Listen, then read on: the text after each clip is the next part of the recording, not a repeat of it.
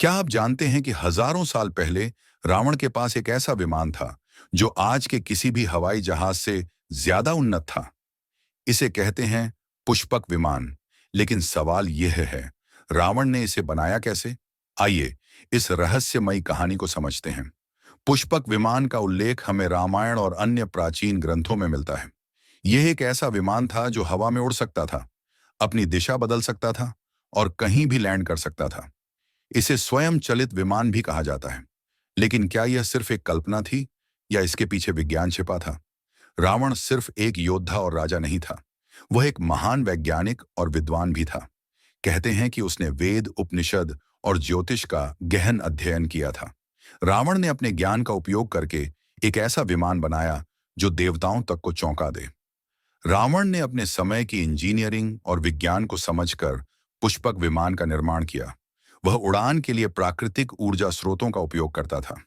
पुष्पक विमान की कुछ अनोखी विशेषताएं थीं। 1. यह पूरी तरह से ऑटोमेटिक था। 2. इसे उड़ाने के लिए किसी पायलट की जरूरत नहीं थी। 3. यह हजारों मील की दूरी तय कर सकता था। 4. इसमें कई लोग बैठ सकते थे और यह बेहद आरामदायक था। कहते हैं कि यह विमान सोने और अन्य कीमती धातुओं से बना था, जिससे यह हल्का और मजबूत था। पुष्पक विमान के निर्माण की कहानी भी बेहद दिलचस्प है।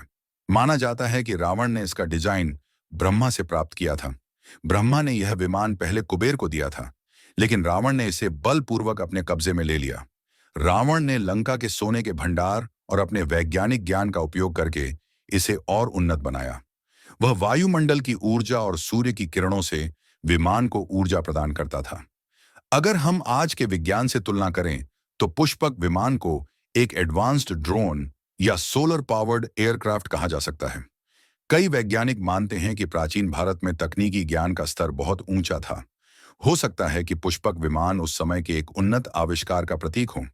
पुष्पक विमान सिर्फ एक कहानी है या प्राचीन विज्ञान का प्रमाण? ये सवाल आज भी अनसुलझा है। लेकिन इतना तय है कि रावण जैसा विद्वान और वैज्ञानिक शायद ही फिर कभी हुआ हो। तो क्या हम रावण से कुछ सीख सकते हैं? ये सोचने वाली बात है। अगर आपको यह वीडियो पसंद आया हो तो लाइक और सब्सक्राइब जरूर करें। और हाँ, कमेंट में बताएं कि आप किस अन्य प्राचीन रहस्य के बारे में जानना चाहते हैं।